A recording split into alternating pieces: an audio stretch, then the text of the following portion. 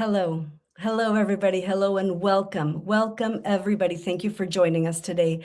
I am Christy Moreno, and I am very honored to open this live stream on behalf of the National Parents Union, our beloved NPU, the United Independent Voice of Modern American Families. If you don't know NPU amplifies the real lived experiences of families, builds coalitions across diverse spaces and sectors and communities, and advocates for policies that improve the lives of children and their families across this country and its territories. At NPU, we work on the issues that matter most to us, to families, from expanding access to quality and high quality education, to economic stability, to advocating for access to healthcare for our children and our families, safety in schools and community, safety online, and equitable opportunities for all children. At NPU, we work alongside parents and caregivers to take leadership roles in shaping education and family public policy so that decision makers, elected officials, anyone that is in a public office can hear the voices of those closest to the pain and the voices of those raising children today in this country. Today's conversation is centered on our most recent report, our paper, our policy report, An Attack on American Childhood. We will be sharing the link to that report because we want to make sure that you take a deep dive and read through it and feel how you can relate to this report. This report shows multiple pressures: rising costs of living, educational challenges, healthcare instability, and unsafe environments, like the horrific impact of ICE raids in schools and communities that are converging to make childhood in America harder than ever before. It paints a clear picture of how these forces aren't distant problems. They're present in the daily lives of millions of families in this country, including yours, including my family, and they threaten the stability of children, of children's development and their future success. That's why the attack on childhood needs to be front and center in every conversation we're having, not just among each other, not just in our neighborhoods, but in every single policy conversation, every single policy debate happening in school boards, state houses, and on the floor of Congress. Our children's well-being should not be an afterthought. When childhood itself is under pressure, everything else, education, learning, health, development, opportunity, safety, everything is at risk. So today, this evening, we're coming together to talk about what's hurting our kids, what solutions we're fighting for, and how you can be part of change. Let's make sure our families, not dysfunction, are driving the future of our country. And right now, for me, it is an honor to introduce a leader who has reshaped what parent power looks like in this country. Carrie Rodriguez is the co-founder and president of the National Parents Union. She's a nationally recognized organizer and advocate, and most importantly, a mom who turned lived experience into bold, unapologetic leadership. Under her direction, the National Parents Union has become a powerful force of accountability, equity, and justice, ensuring that parents are not just heard, but respected as partners in shaping our schools and our democracy. At a moment when families are facing real fear and uncertainty, Carrie continues to lead with courage, clarity, and an unwavering commitment to putting kids first. Please join me in welcoming the president of the National Parents Union, Carrie Rodriguez. Christy, thank you so very much for that very kind introduction. And I am just so deeply grateful, deeply grateful for the solidarity of all of the team members of the National Parents Union, our affiliates, our partners, our members across this country. I'm just deeply grateful as a mother that we have created this beautiful space where we can all come together. Because frankly, in 2026, we need each other. We really need each other. And I'm really grateful that we can come together tonight. And frankly, I came to the team at the National Parents Union and said, we've got to come together again to talk. And if you've been a part of the National Parents Union from our beginning, in our humble beginnings, way back in 2020, before COVID even, it started with conversations. as it always does. I know as an organizer starting out in Massachusetts, that's how it started for me. Having those conversations with other mothers, other fathers, other abuelitas, literally sitting down in a little Dunkin' Donuts, in a library, saying, are you going through the same thing? Or I need help and I need advice. And when we created the National Parents Union back in 2020, we had a beautiful celebration where we were able to come together and then went through what we thought was going to be the most significant challenge of our lives with COVID. And in those moments, we came together. We met in spaces like this, where we were all coming together on Facebook and figuring out how we could find connection with each other. And unfortunately, in 2026, this is another moment of unprecedented challenge and unprecedented change. And frankly, really, really difficult moments for our families, but most importantly for our children. And so I turned to the team at the National Parents Union, who are my heart and soul and greatest counsel, and said, what should we do in this moment? And I knew what they were going to tell me. It's that we need to come together and have a conversation. So this is the first of many conversations that we will have in these moments, because frankly, we need each other. So I want to start off by reporting what I saw this week. And, just yesterday, I arrived in Washington, D.C. after spending several days on the ground in Minneapolis and St. Paul, reconnecting with a lot of friends and families who we know so well. Because in Minneapolis and St. Paul, throughout the years, we have connected with beautiful pockets of parent power that have done extraordinary work for our children, who triumphed against real adversity after years of fight, trying to get a literacy bill passed because they thought that we would finally be able to get to the promised land for our children if we could just give them access to high quality education and the literacy that they deserve. And they fought together and they wrote that bill together, and they were triumphant in doing so. And there are so many other fights that are continuing to go on at the grassroots level in Minneapolis, in St. Paul, in Rochester, across Minnesota.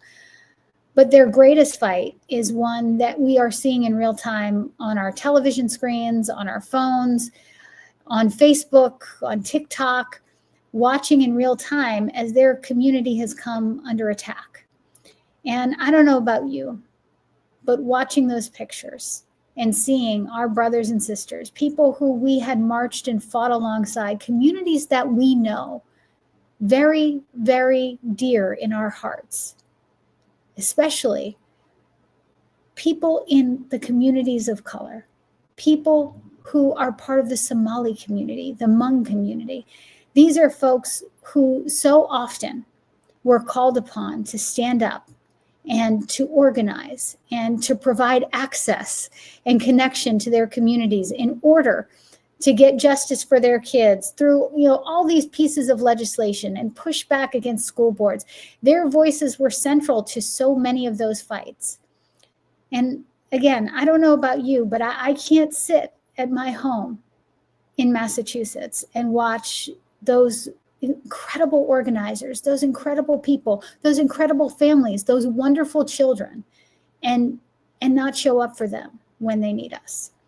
So earlier this week, I got a phone call from some of our friends inviting me to come in and witness that firsthand and to help to carry that message back to where I am right now in Washington, D.C., to let people know that those snippets that we're seeing on TV right now, that we're seeing on TikTok, they don't tell the full story.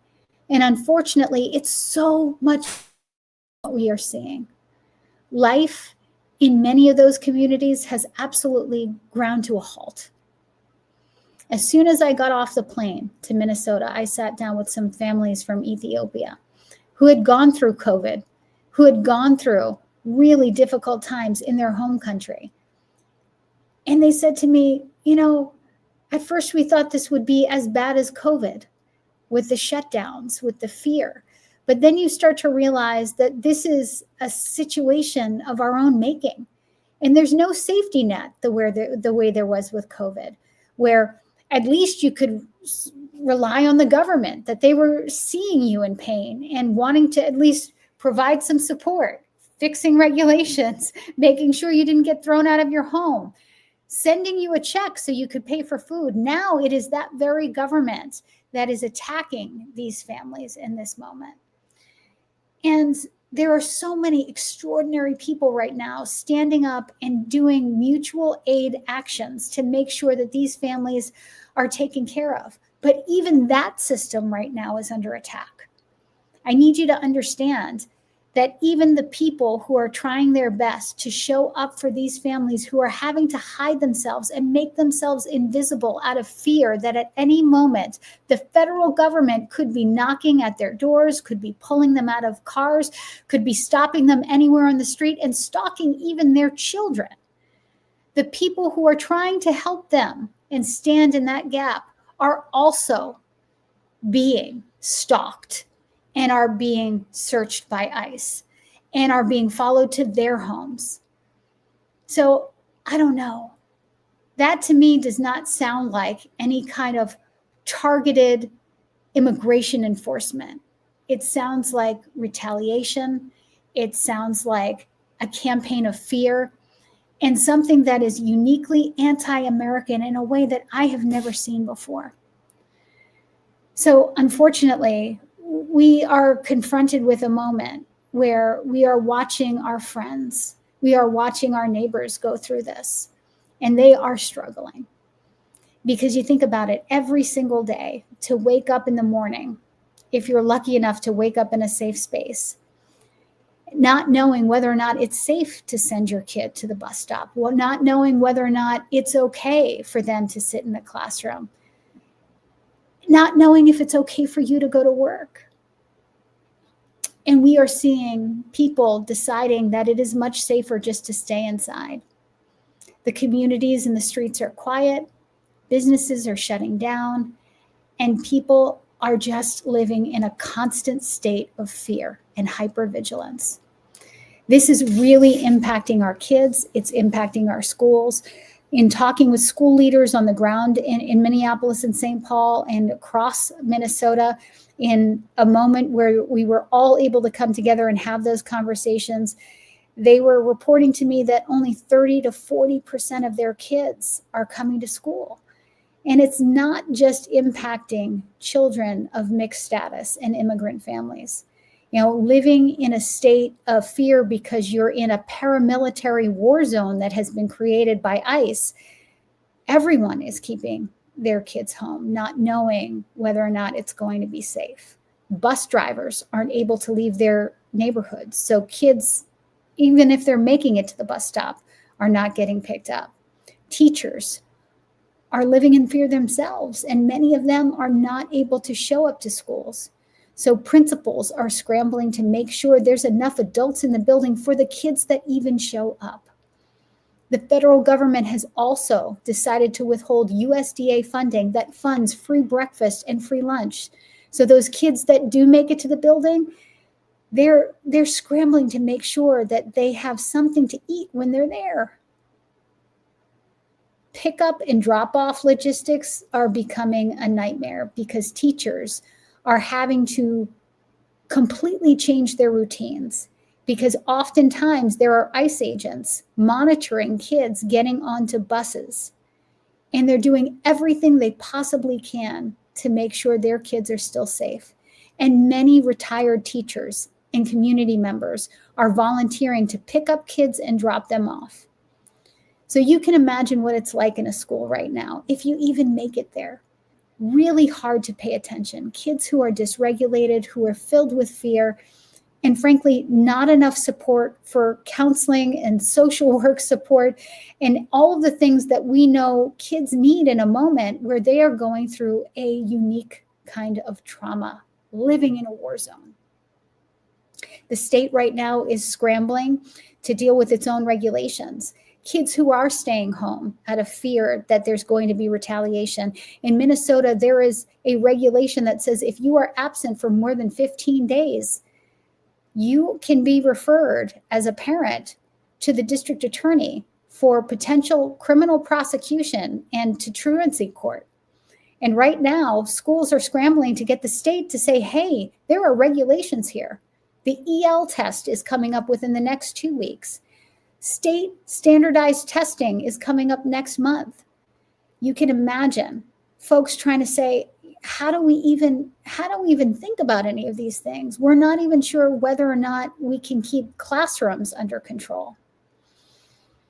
And, all of these things coming together, it's impacting certainly the people of Minnesota, but this is having a ripple effect on people across this country.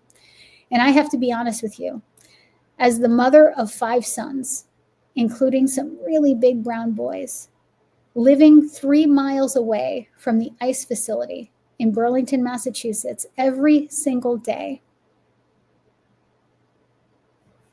I am also living in fear of whether or not it is safe for my own children to go to the bus stop. And I'm sorry for getting emotional, but I know that this is NPU, and I first come to this work as being Matthew, Miles, and David's mom. And I know that this is a safe space for me to share my heart and my fears in this moment. Because having to turn to my own children and say, no, you cannot go to the bus alone.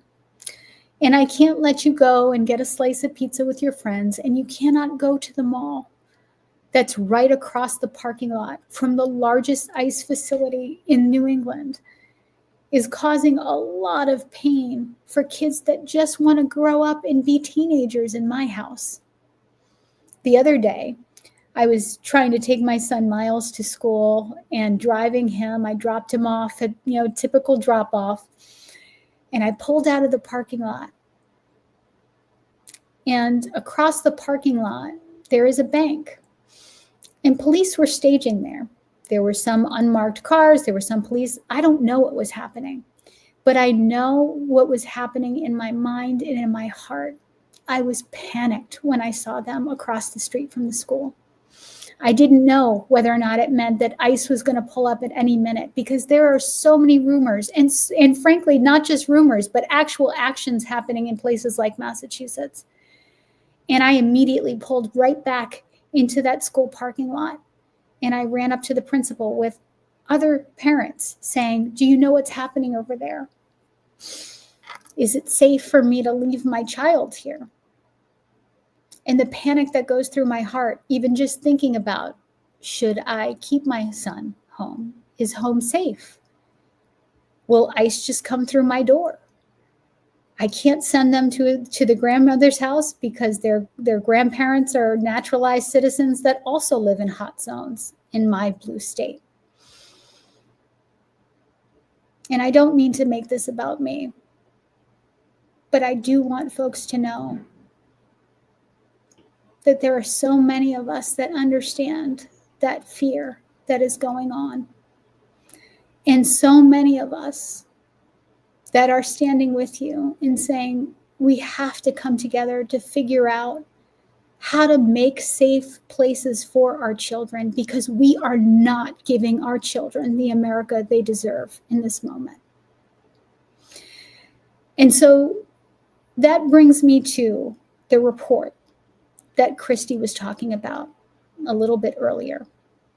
Because, although we are just barely a month into 2026, and it feels like it's already been a decade, let alone a year. I can't believe it's only been a month. But towards the end of 2025, we started thinking as a group in the National Parents Union, it's been like trying to drink from a fire hydrant. So many things coming at American families from every single angle. And it's not just the immigration issue. It's making sure we have safe housing for kids. It's making sure kids are safe, making sure they have access to vaccination.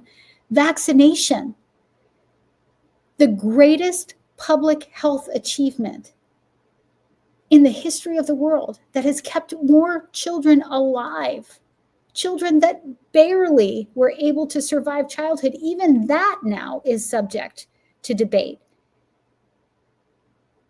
Our education system has been under attack. It is not okay for kids to show up and try to belong anymore. That's been weaponized.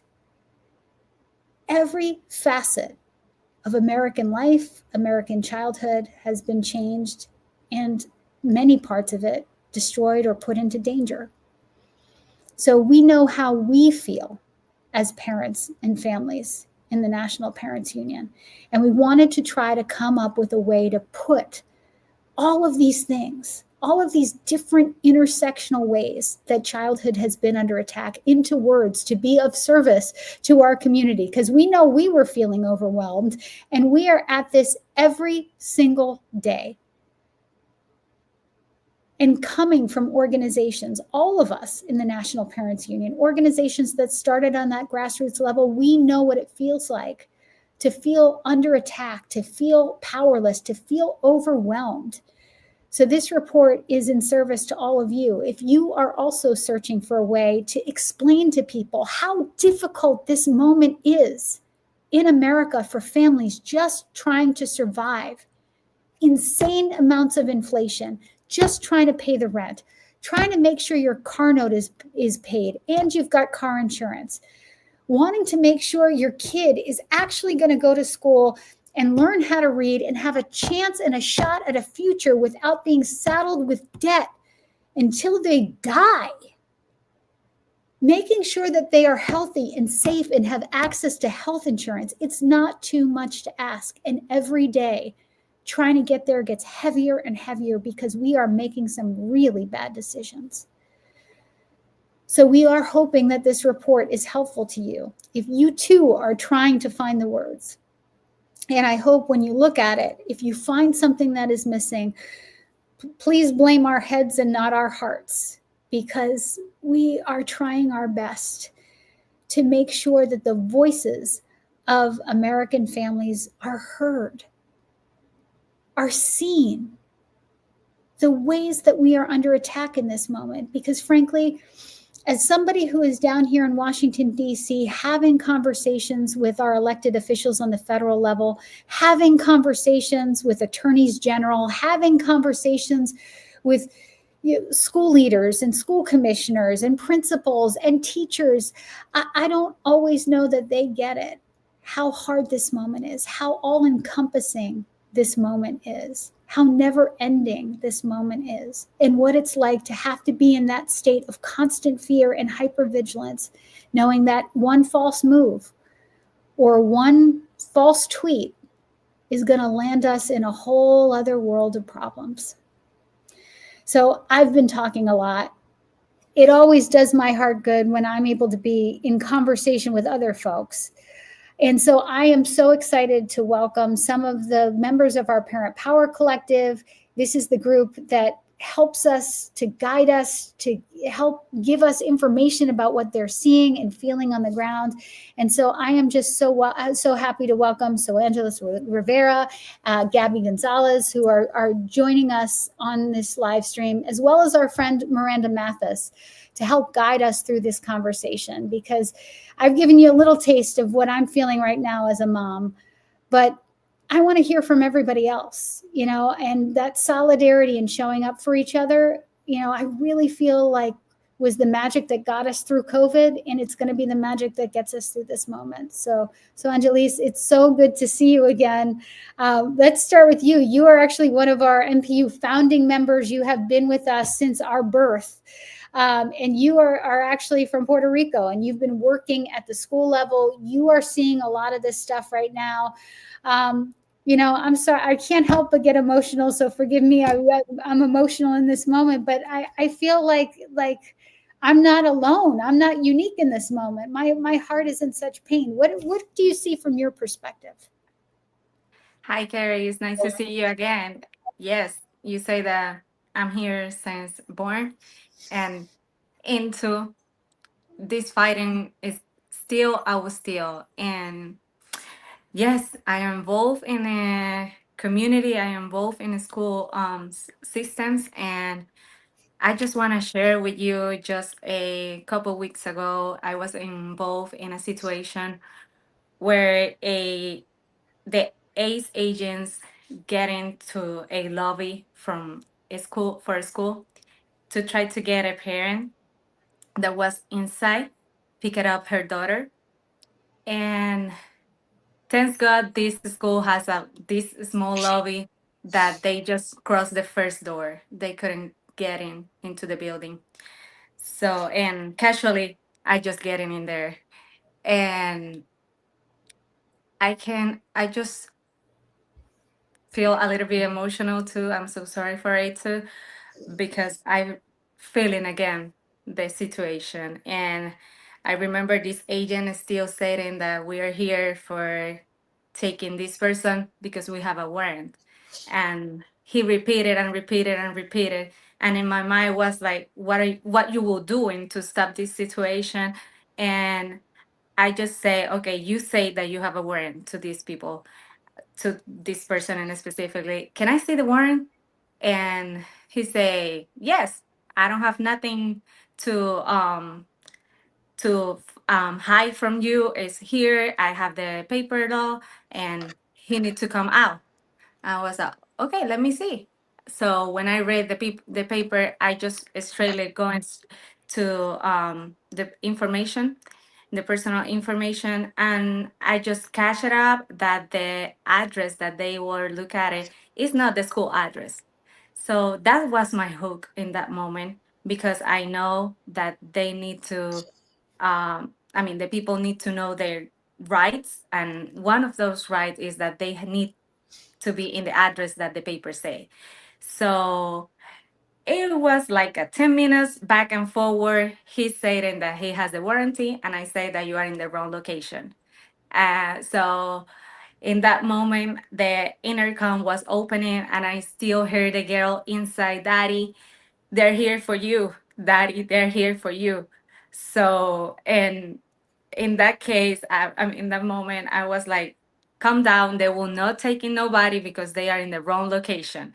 So, and we started take.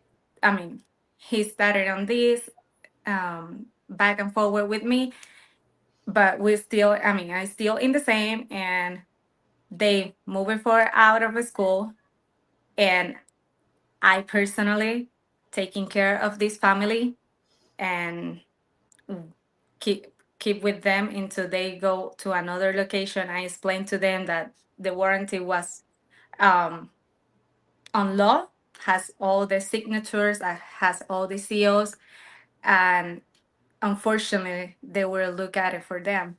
So, and I just remember that the little girl say that. So tomorrow I can come school because they will come in again here. They will try to catch you here, and we need to in that moment the school counselor talked with her and tried to calm down her and explain a little bit on her age and everything, that things like this we will still seeing, but we will here for support them, we are here for cover them. And I just remember that the ICE agent asked me for my name, and I give him my full name. I was like, yeah, here is my full name. You can go and look at it for me if you need it. So, but what's really hard for me, because on some point, some people think that we are on grace because we are Puerto Rican and we have our citizen and we are okay.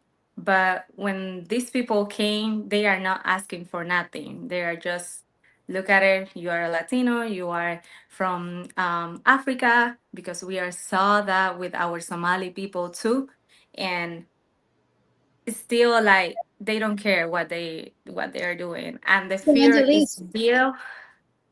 yeah, Yes. I just want to say that that is really important for us to lift up and for people to understand right now. Um, in part of the conversations I've been having with people in Minnesota, like that is very clear. Like if they think something about how you look, if you have a slight accent, it doesn't even matter if you have your passport.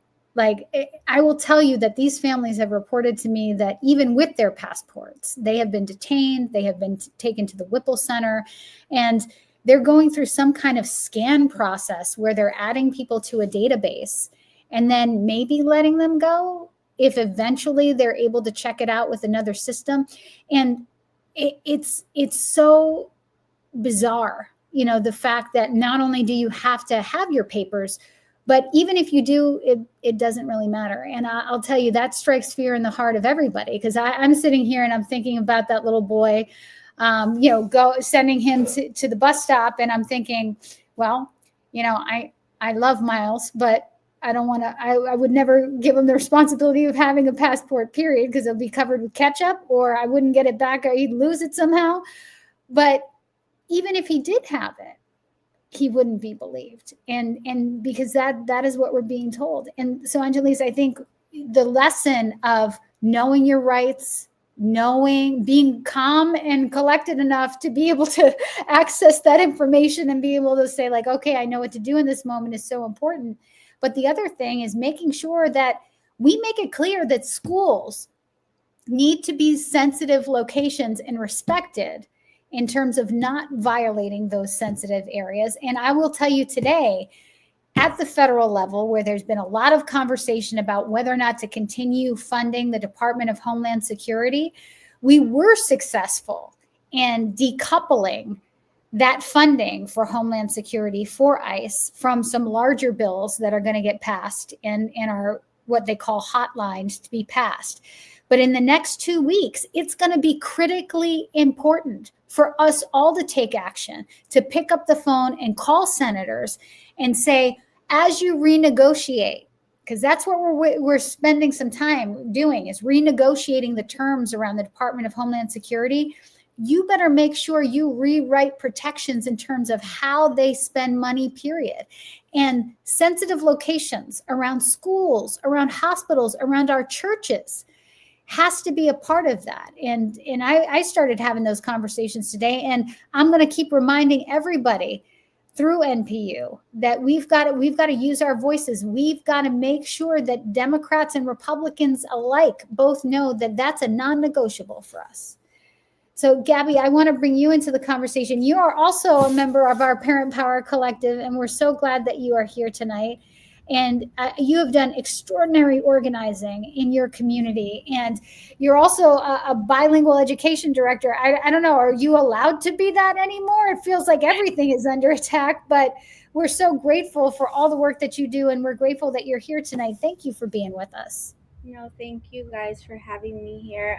It's truly, I'm truly honored to be a part of this group and kind of, you know, get to know like-minded individuals, and just really come here and just kind of give the knowledge from not only a parent, a student, advocate, but also as a immigrant myself. I was once an immigrant, so to me this is really dear to my heart, and I wouldn't be who I am today if it wasn't for community leaders and individuals that raised me to be who I am today, and to even have the opportunities that I feel that a lot of children right now don't get to have, and even parents, right?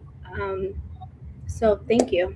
I really genuinely appreciate being here, and I'm here to stay. So I'm happy to kind of give any knowledge that I'm able to do. If I can help one person, I'm more than happy to do so. Well, Gabby, you are working with parents and families like who are directly in the line of fire right now. Can you give us, I know this is like the biggest question to ask, but like, what are you telling families right now to keep themselves safe? Like, what is your best advice about what people need to know when they like, and what they need to prepare? Like, I feel like the only thing that we can do is arm people with knowledge so that they can do the best things that they possibly can to prepare themselves, like should that knock come at the door. Yes, so something that we are pushing a lot here in my area is having a power of attorney. And I know that you just mentioned, you know, it's really hard. So to even think about that. as a parent, right? So having a power of attorney, knowing your rights, remaining calm. I know that it is very, very difficult when you're going through it, right? And even individuals in the community, I really encourage you to not yell, to just pull out your phone, record, because sometimes the officers are saying certain things. And because there's so much noise going on, the individual is not able to understand or even comprehend what's going on. And for that individual that is being attacked, it is really important for them to kind of stay calm and collected. And also, we need to be able to, record it. So, as we're recording something, we want it to be clear. I know that here in New Jersey, the governor just said that they're gonna start taking all the videos. They're gonna start doing a platform where individuals can submit the videos, which is that's really important, right? Because it's going to be evidence. It's not gonna just be a one way. And so, in order for us to have clear evidence, we need to also the community needs to stay calm, but also having the talk with the schools, with the teachers, giving a copy of the power of attorney to the schools in case if the parent or guardian is being picked up while the student is in school. Having There's a lot of apps I know that right now are working together to be able to help the situation that we're going through. But also, there's an app called DuPro that records lives and sends direct locations to the emergency contact. And if you have an attorney that you trust, you can add them as part of your, as an emergency contact as well. And that right there is important because we're seeing a lot of people that are getting detained and the family members are not able to find them. But on the app, you can also put the A number, which is really, really important for someone to have because that's going to allow the family member or loved one to be able to locate them. So definitely having all your papers. If you have children, get all their medical records, request it from the pediatrician, download them, take pictures of them on your phone, send them to a loved one that you trust, carry your passports, have some money saved up, at least maybe in Cash App or something, for an emergency purpose. Um, we're also, calling out organizations such as La Casita. We're working a lot right now with getting the mental health because the reality is that our children are being traumatized, and parents are being traumatized, so they're gonna need that extra support. So we really encourage individuals, teachers, leaderships, senators to also think about that as they're writing their bills, right?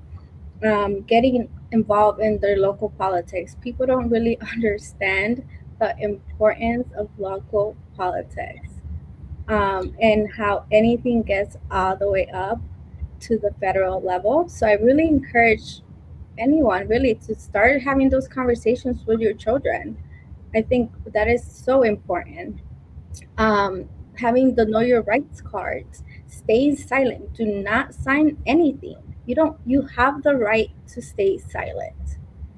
Know what a warrant looks like. It needs to be signed by a judge regardless.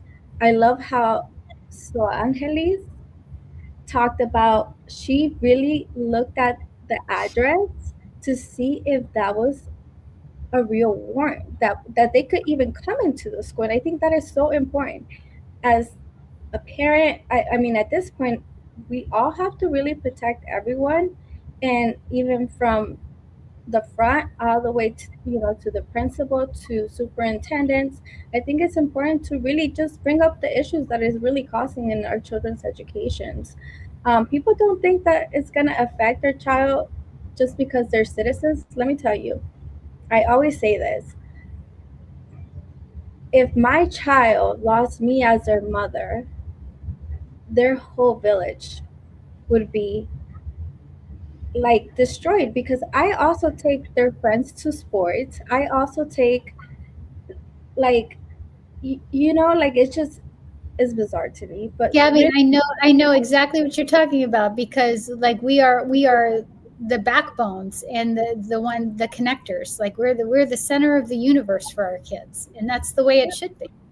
And I have to be honest and share with all of you, like the other day my heart absolutely shattered because I got a text message from one of my son's friends.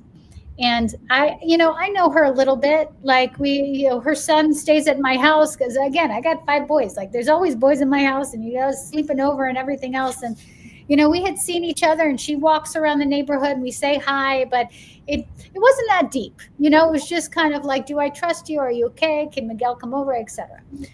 And I got a note from Miguel saying, can my mom call you? Can my mom text you? And I said, of course. And she sent me a text message explaining to me that she is from Brazil and she is a former criminal prosecutor in Brazil. So going back home is not a possibility for her because it's not safe, which is why she's in the United States. And she's so filled with fear right now. And she is just waiting. She's like, I am a prime candidate. And she said, I don't know you very well, but I know you are a Christian, and I know you are so good to Miguel. And I have to ask you, if something happens, will you take him for me? Will you have him in your house? Because I trust you, and I promise you, I will send somebody to come and get him from Brazil. I'll figure it out, but I just have to know that when she didn't even say if, but when the worst happens, like, and we can sign a document or whatever, like. This is not something that we're theorizing. Like, this is something that is happening every single day. And you think about the courage it takes to have to go to your neighbor and to say, like, I need help in this moment. And the courage it takes to know that I have to set up a plan for my child, even though it is heartbreaking, the idea of being ripped away from your own kids. But this is the preparation that, like, we have to encourage people to go through if they are at risk. But if you are not at risk yourself and you could potentially be of help and of service, you should figure out a way, how you can make it easier for parents who are needing that safety net, and doing it in a safe way to make sure that if you are going to have to be the one that catches, that you are doing everything you possibly can to be ready for that moment. I think preparedness is literally the only thing that we can do. And I think, Gabby, one of the most important things you also said is our local and state leaders right now have to stand up. And that is something that we're not seeing Minnesota completely prepared for. They're kind of doing things on the fly. And again, like changing regulations that should make sense, like truancy laws and things like that.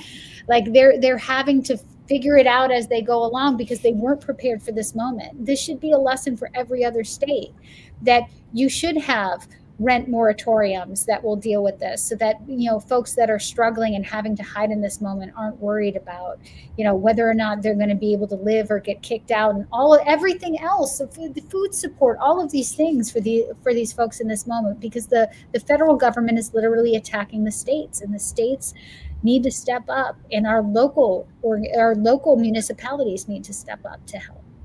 yeah, I think not only I forgot one thing that is really important, and I think is also having a list of medications.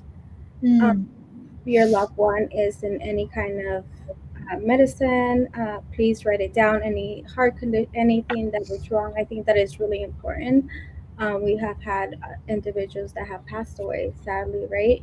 And I think it's important to also have that. Carry it with yourself. If you are not, be that neighbor that if you know that that person does not speak English, help that individual write an emergency plan with medications, with an A number, with help, just help them out.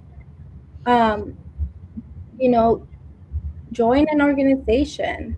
I know that here there's a couple organizations like El Pueblo, La Cosecha, they are all doing rapid response, and there's volunteers that are looking out for one another. Join a group chat, join a Facebook group. I know that you guys are wonderful, and you guys are reaching at the national level. So I really encourage people to start being proactive and start, thinking about those things. If this is not happening in your state, I definitely encourage every school to start creating an emergency plan for every single student. And that's a piece of the work, and you're so right. Like I think we do our best to connect folks to the local efforts, and knowing your neighbor right now is so important. Like that is what's going to save us, and that's what's saving people in communities in Minneapolis and St. Paul is literally getting out and knowing your neighbor. But again, it's these stories and this advice is priceless in this moment. Like you've got to step out sometimes of your comfort zone and make these things happen. I want to bring Miranda. Miranda, we so clearly need you in this moment, and I'm so grateful that you are here. Miranda Mathis, who's a parent and part of our parent community, but she is a licensed specialist clinical social worker, LSCSW. You know that acronym, you've seen it before. That means she's a counselor and able to help guide us through this moment, but also a clinical trauma professional. And this is probably one of the greatest traumas that we as American families, I think, have ever gone through. We thought COVID was a thing. So Miranda, we're so glad that you're here, and your expertise. I think we're going to need you and people like you now more than ever. I want to welcome you to the conversation. Where do we start? Where do we even start with you? Like any advice? I mean, I'm falling apart. Like you're hearing like what people are having to step through and the traumas that they are going through as we tell the stories. Like what are your reactions, your thoughts on this moment right now? Yeah. First of all, I want to say thank you for letting me be here today. It is such an honor. But yeah, that's a big question, right? Like where do we start? And I think, you've probably heard the saying that you can't self-care your way out of a burning house, right? And like we're in a burning house. Our house is burning down. And so, I could think of things that might sound practical, but would they be helpful? Probably not, right? But I think, working with, I work at a refugee resettlement agency and have kind of been in that space for about the last decade. It kind of started with a generational trauma of various things, and then COVID, and now all of the things that are happening with ICE. And the biggest things that I'm seeing with the families that we serve, and I'm sure you all are seeing it too, is bullying, right? There's so much of, asking kids or making fun of kids and saying, oh, someone's going to come and pick up your parent today, or they're going to pick you up, or we're hearing that a lot from the families that we're serving. And also just this chronic stress, right? Of like, well, I can't go to school because that's not safe. I can't come to the refugee resettlement agency for an appointment because that's not safe. I can't go to, I can't access my doctor's appointments or whatever, because nowhere that I need to go is safe. And this constant fear that this may be the last day that they see their parents, or that they see their, teachers, or their friends. I think we obviously have, research that says the effects that has. But I don't think that we can fully maybe comprehend that just yet. But yeah, absolutely. This chronic stress, the instability of what does life look like day to day. A lot of the kids that I see, I think about one particular family that I see who is from South America. The teenager kind of came to me with some depression symptoms, but when you look at the overall situation that he's experiencing, he's terrified that when they go to immigration court that they're going to be deported. And so, what is the point in getting his hopes up for a life, here in America. What is the point in working really hard on the soccer team that he's on, or kind of making these plans for his future and for his education if he doesn't know what his life is going to look like from day to day. And even just this week, the school that he goes to, which is kind of primarily for refugee and immigrant families, had to close because there was ICE activity directly across the street from them, which is right down the road from my office. So I think, we know what the research says, right? That more mental health disorders, in the kiddos. We know about attachment and the importance of that parental attachment, especially with littles. More, if we're thinking about the economic, repercussions of that, obviously, like we've already covered some. But I really think, where do we start? I don't know. I think that we start by having conversations like this. We start by educating people exactly to know their rights, and and yes, like getting to know our neighbors, because now more than ever it feels like community. One good thing that came from COVID was the community building aspect of opportunities like this, to do things like this virtually, and expand our community just outside of our four walls, or our neighborhoods. Like we're building a community all across the country and all across the world. So big questions that I don't yet have answers to. Yeah, I'm sorry. Those are really big questions to ask you. Like, let's solve all the world's problems. But, I think about the advice that I give to my own kids when they are going through, a big trauma. Like in my family, my husband passed away when they were really little. And so we had something really big happen.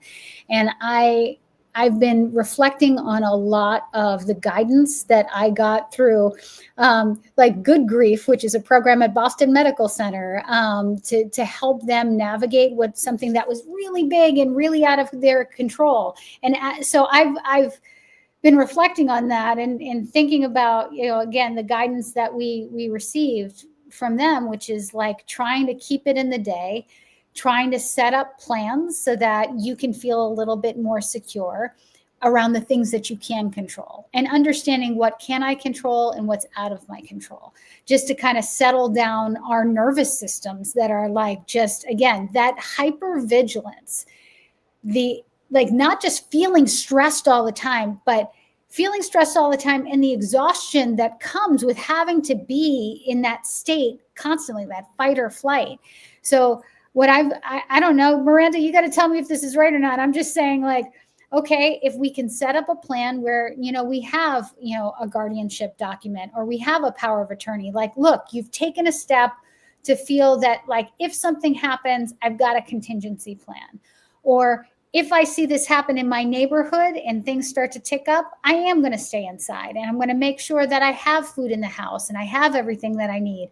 And I think, Gabby, what you were saying about, like, make sure you have money on Cash App, making sure you, like, those little steps that you can take to create a sense of your own personal safety net is important. So I want to get your advice on that. But the other piece that I'd love you to speak to, I was talking to some educators on the ground in Minnesota who are very concerned about our littles, our 0 to 5 kids, and the fact that right now their little brains are forming.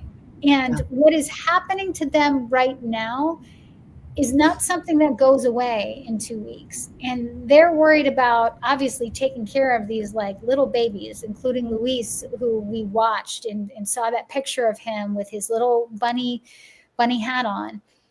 But this is something that can change the trajectory of a child's life and how they react to things. And that feels really big and really terrible right now too. So is there anything that we can do to make life a little softer, a little easier, like even in a short way? And I know we're not going to bubble bath our way out of this one, but like, Are there things that we can try that can make things a little softer for the littles?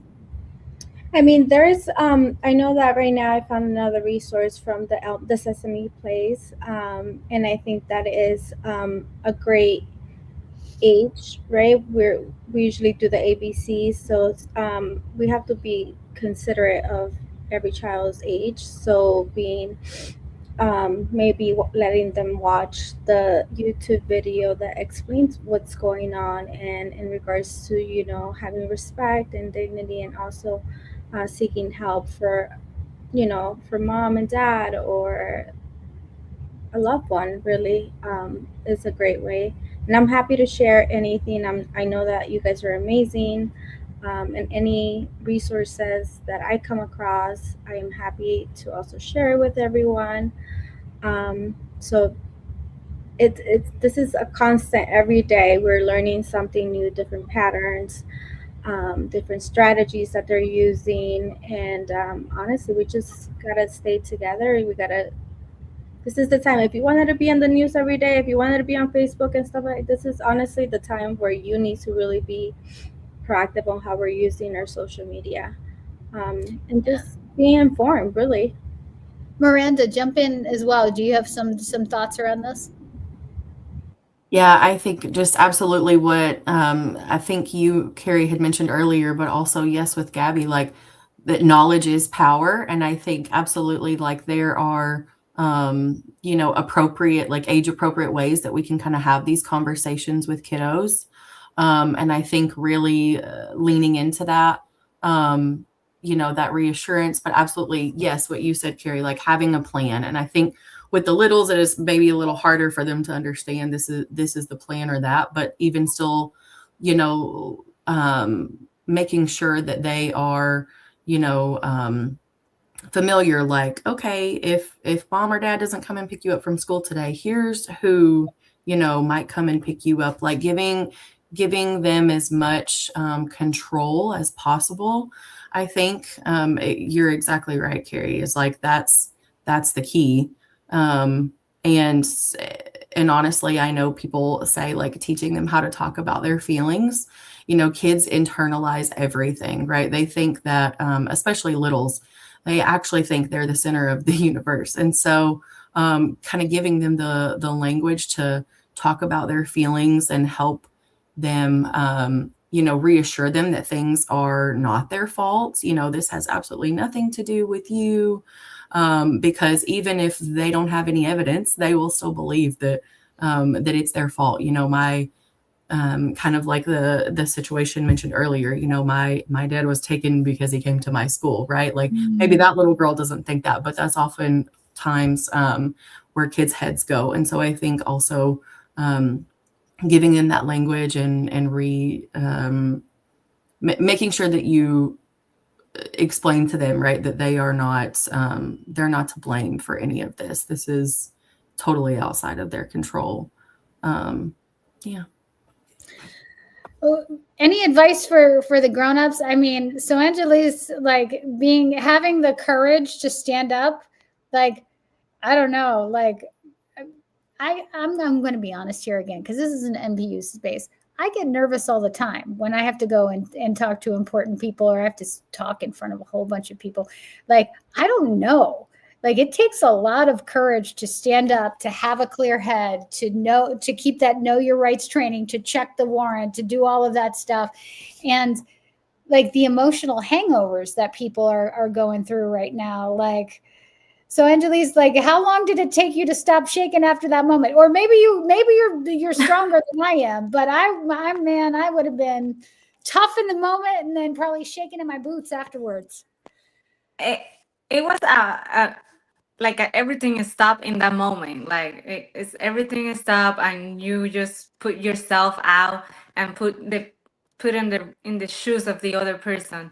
If was my situation, I want somebody raise their voice and their power or their authority to help me in this situation. So I think that's something that we also have to share with our kids, with these situations that we live in every day, and also explain to them that it's not their fault, but also maybe this is not affect me directly because I'm okay, whatever my papers or whatever situation is okay for me, or I think that I could be safe or not the target.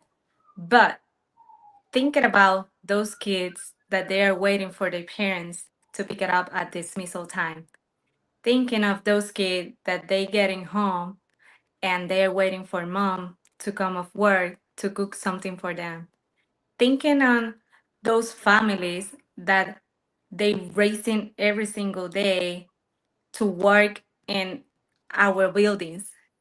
They are prepare our buildings for get us to be a professionals, to be the people that will lead in this country. We will people that we will lead our communities. So I think that it's more than just stop people because they are talking Spanish, they talk in another language. It's more that they're here for work, they're here for raising this country, and we are not in the in the darkness. We are not in that area. We are here to try to shine this country again. We are here every single day to fight for these families that they are target in this moment. I just breaking my heart when we come back off winter break and I heard kids to tell us I couldn't play outside because the migra was here, Yeah. because the migra was in a corner.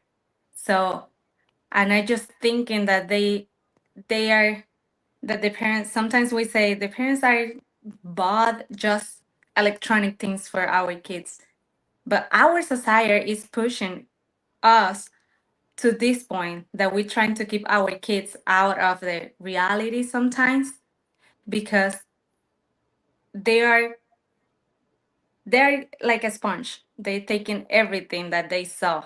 And if we try to keep these kids, I mean, why me as a parent, I have to keep my kid on a tablet every day because I don't want him to play in the ground, in the back, in the play jar, because they will see how ICE or another agents came and Yeah. getting people in the street. You're So so right, and that's like, and that's the thing that we as parents now have to grab. Like, we talk about this a lot in the Attack on American Childhood. It's like, as a parent, you got to navigate like all of these mixed messages. Like, oh my God, don't put your kid on electronics, don't put them on a tablet, but you can't have them go outside. It's like you can't win. You right now you cannot win as a parent, and I mean, it's been this way. The Surgeon General of the United States a couple years ago said there was like literally a public health warning about the mental health of parents, kids too, for sure. And that's actually the number one concern when we take a look at parent polling. Like, they are deeply concerned about kids' mental health. But there is literally a warning from the Surgeon General about the status of the mental health of parents before any of this, before 2025, before 2026 and January 2026. And so that, like, we've got to be aware of the fact that, like, the best thing you can do is the best you can, and when you're getting all of these conflicting messages, especially when you're getting them from sources that you thought you could trust and now you can't really trust and you don't really know, like, what I encourage people to do is to remember that parents have successfully raised children throughout humanity without guidance, on instinct, because we deeply love our children and we are programmed to act in their best interests. So if you're not sure what to do, listen to that little voice inside, which is probably going to guide you in the right direction, and try to do the best you can. And if the best you can is just getting through the day right now, that's okay. That's okay. And so I want to thank everybody for joining us for this hour and this conversation. I know it went by really quick. I am deeply grateful for everyone who joined us tonight, Gabby, so Angelise, and especially Miranda, because, oh my gosh, the work that is cut out for our mental health counselors, and especially those that are experts in trauma, it's gonna be a long, hard road. And the thing is that it is going to be a hard road, but we are capable of hard things and tough things. And it's okay if you have those moments. All of us have those moments where we're crying, where we're overwhelmed. You can visit there, but you can't live there. You got to come back, and you've got to be with us to fight.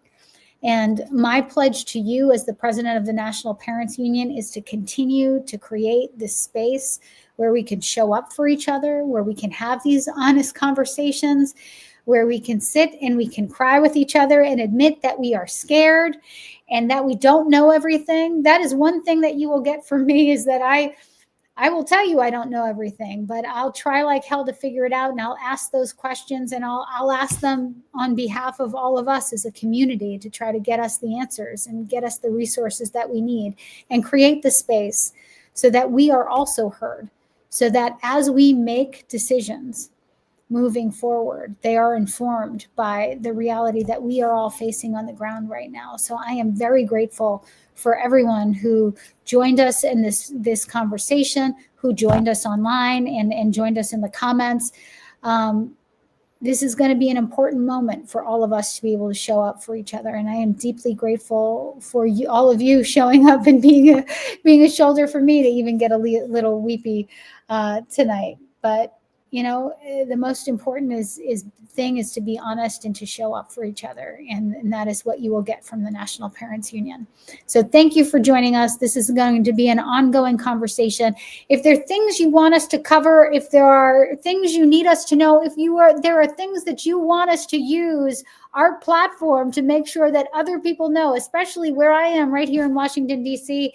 And if you want to come down here and you want to raise holy hell, let us know. And always connect with Tafshir Cosby, our Senior Director of Organizing, Christy, Jason, our whole team, because this doesn't work unless we do it together. So we are very grateful for all of your participation. Thanks for being with us tonight, and we'll see you next time.